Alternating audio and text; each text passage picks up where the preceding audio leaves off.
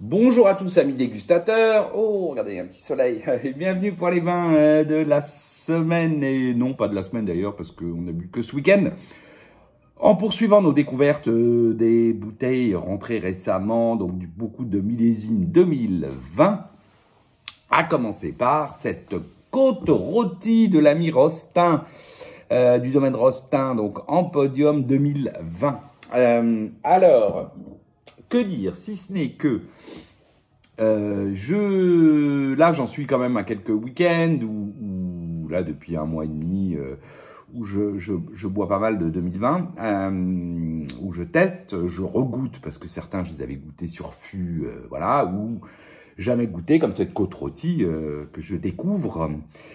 Et je remarque une chose, où je finis par me dire, tiens, c'est peut-être un truc, c'est que tous ces vins de 2020, à l'ouverture, sont toujours très expressifs. On retrouve le côté un peu excessif du millésime, c'est presque opulent pour certaines bouteilles. Et puis, au bout de 3, 4, 6 heures, voire le lendemain, le nez s'éteint beaucoup. C'est ce qu'on va trouver ici avec cette côte rôtie qui est très expressive à l'ouverture. Le lendemain, par exemple, on va avoir un nez beaucoup plus discret, presque mutique. Alors, très classique, fruits noirs, cassis, les notes d'épices, léger poivre, un peu réglisse, une petite pointe violette sur un fond, on va dire noyau mocha, tout ça est très classique. Une bouche charpentée, alors avec de la puissance bien évidemment du millésime, mais sans note alcooleuse, ça c'est important. Des tanins soyeux. On est toujours sur le côté très classique. Alors c'est plus expressif, plus rapide en bouche, hein, c'est plus expressif. Très classique, cassis, ensuite les notes épiceries glissées, poivrées, la petite pointe de violette et le fond, on va dire plutôt noyau ici, léger mocha. On sent pas tellement d'élevage sur cet Empodium 2020 d'ailleurs. Une finale fraîche. Là, un petit peu puissante évidemment, hein, on le sent, on sent que c'est un millésime puissant. On ne sent pas l'alcool, mais on sent la puissance et une persistance tout à fait correcte. Voilà, bon. Je vous cache pas que, ouais, je m'attendais un petit peu à un peu plus. Voilà. Alors, est-ce que c'était la bouteille? Est-ce que c'était moi quand j'ai goûté?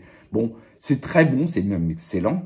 Mais, voilà, sur ce millésime 2020, sur cette entrée de gamme, alors entrée de gamme, grand luxe, hein, bien on s'entend, hein, que cet Empodium, ouais, j'attendais peut-être un petit peu plus de fond, un petit peu plus de profondeur, voilà, que j'ai pas trouvé. Bon, à voir pour les prochaines. Ensuite, ah oui, ensuite j'ai ouvert ça en me disant, tiens, voilà, pour le déjeuner, on va s'ouvrir un petit marsanais, voilà, je me suis dit.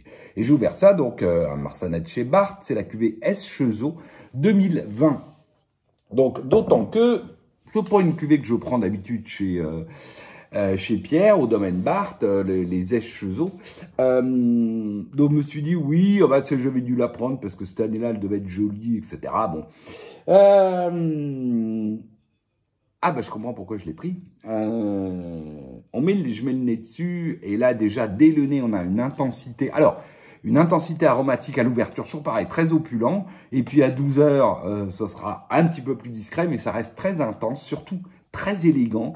Là pour le coup on est plutôt fruits rouges, framboise, groseille, cerise, mais très framboise, groseille, des belles notes épicées. Alors plutôt réglisse là, une petite pointe un peu fleurie, très légère mais très agréable, sur un fond noyau mocha.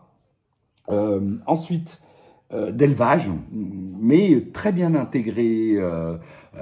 Voilà. D'ailleurs, à l'ouverture, c'était assez marrant parce qu'il y avait presque un côté un petit côté œuf animal de réduction qui va disparaître complètement à 12 heures.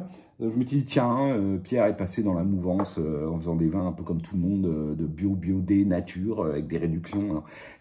Non, je plaisante.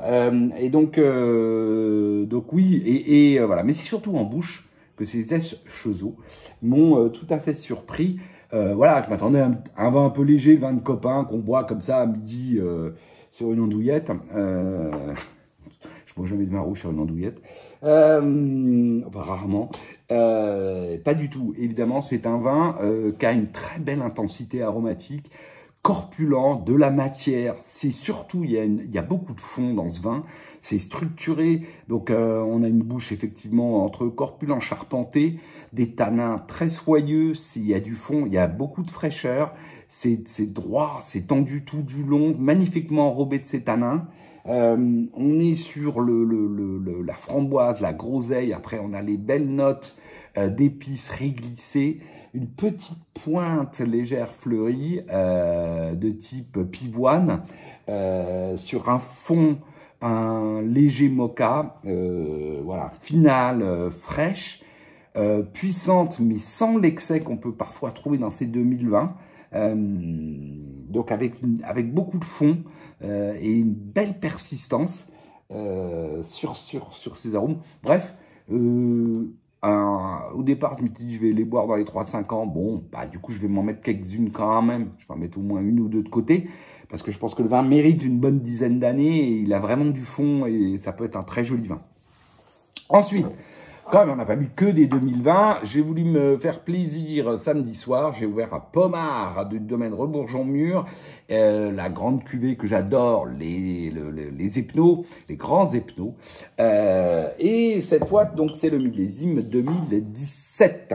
Alors, que vous dire si ce n'est que c'est un très beau vin, que ce Pommard grands Epnos, très joli nez, archi classique. Tout en élégance, en délicatesse, en finesse, mais avec une belle intensité de donc framboise, groseille. Hein, on est très groseille. Les belles notes, alors au départ un peu assez fleuries, pivoine, ensuite épicé, réglisse. Ensuite, on a le côté ronce sous bois qui évolue avec l'aération et l'ouverture sur l'humus, le champignon noble, le cèpe grillé, sur un fond très léger, fumé, mocha. Voilà, c'est grande élégance, belle intensité. Ensuite, magnifique bouche, alors corpulente, tendue, évidemment avec pas mal de fraîcheur, on est sur 2017. Mais ces tanins toujours très aériens, très délicats, grandes, très soyeux, fins. Voilà, tout ça est dans une grande, à la fois finesse, tendresse. Par contre, ça manque un peu de fond, ça c'est clair. On voit bien que le millésime 2017, un millésime tendre, voilà, ne sert pas forcément. Là, les Epnos, qui n'est pas forcément, je trouve, en tout cas chez Daniel. Enfin, chez David et Daniel, un cru qui a beaucoup de fond, beaucoup de puissance. Donc là, oui, bah bon, voilà, on voit bien que ça manque un tout petit peu de fond pour être une bouteille exceptionnelle. Mais c'est très joli, final, tout en élégance, fraîche, tout en délié, tout en harmonie. Voilà, framboise, groseille, les notes ensuite sous-bois, ronce, humus, champignons nobles. La petite pointe pivoine, puis ensuite un peu plus épicé, réglisse, le fond très léger mocha. Bon, voilà. Très beau vin. Moi, je me suis éclaté avec ces grands Epnos de Daniel et David 2017. Ensuite, oh là là, là aussi, alors je ne sais pas si j'étais vraiment très en forme depuis hier soir, mais magnifique bouteille que ce Riesling de Michel Ganglinger, donc de Manpon Ganglinger, Versichberg. On a bu Ertaker l'autre fois, il y a une semaine ou il y a 15 jours. Cette fois, c'est Ortel Vieille Vigne 2020. Et là aussi, ouais, peut-être j'étais en particulièrement bonne disposition, mais attention, waouh. Première grande émotion de l'année œnophile. Enfin, première grande émotion œnophile de l'année, si je remets dans l'ordre. Que ce Riesling Versichberg Ortel Vieille Vigne 2020 de Michel. Magnifique vin.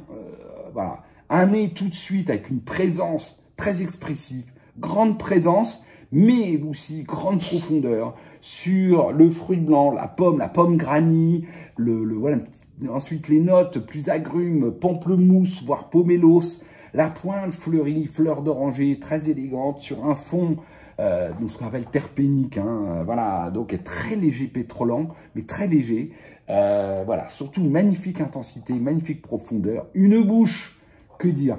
Voilà, c'est effectivement, on est sur 2020, donc on a à nouveau, comme partout un peu en France, une bouche avec beaucoup de puissance, beaucoup de matière et beaucoup de fraîcheur. Donc, une bouche qui attaque droite, tendue, puis ensuite on a cette matière dense, magnifique, tout en rondeur qui se met en place avec une force interne. Voilà, il y a dans cette bouche une force absolument incroyable qui vous mène la bouche de bout en bout avec une matière soyeuse qui vous prend ça intégralement, une finale puissante, longue, voilà, avec une force tout en gardant voilà, de la finesse et de la précision. Donc c'est effectivement l'équilibre absolument incroyable voilà, moi j'ai trouvé que c'était un très très grand Riesling, une très très grande bouteille que ce Verschisberg 2020 bravo Michel, voilà, du coup j'ai appelé quelques communs quand même qui pouvaient l'avoir goûté pour dire ce que c'est moi, pas... Mais je pense que Michel a fait un très très grand Riesling que ce Verschisberg Ortel 2020. Et puis pour ce soir, j'ai ouvert ça. Alors un cru que je connais peu, parce que à nouveau d'un domaine, par contre, qui est un classique de la maison, donc domaine Moret-Coffinet, c'est un Puligny Montrachet. Le cru, c'est les Trézins, et donc c'est toujours 2020, on est dans la poursuite des 2020. Cru, alors que Thibaut a rentré, je pense, assez récemment au domaine. Qu'est-ce que ça donne? Ben écoutez, je suis vraiment en bonne disposition parce que je trouve le vin très très joli. Voilà, oh là, on a un très joli nez. Alors, un très joli nez de poire. Voilà, c'est vraiment bien marqué, fruits blancs, poire. Ensuite, on a les belles notes, aubépine, amande. Voilà, c'est très appétant comme nez. Donc, aubépine, amande. Une petite pointe, un peu frangipane presque, donc qui donne un petit côté friand. Sur un fond crayeux, roche, typique, hein, calcaire. Voilà. Pas tellement d'élevage au nez. C'est très élégant en tout cas.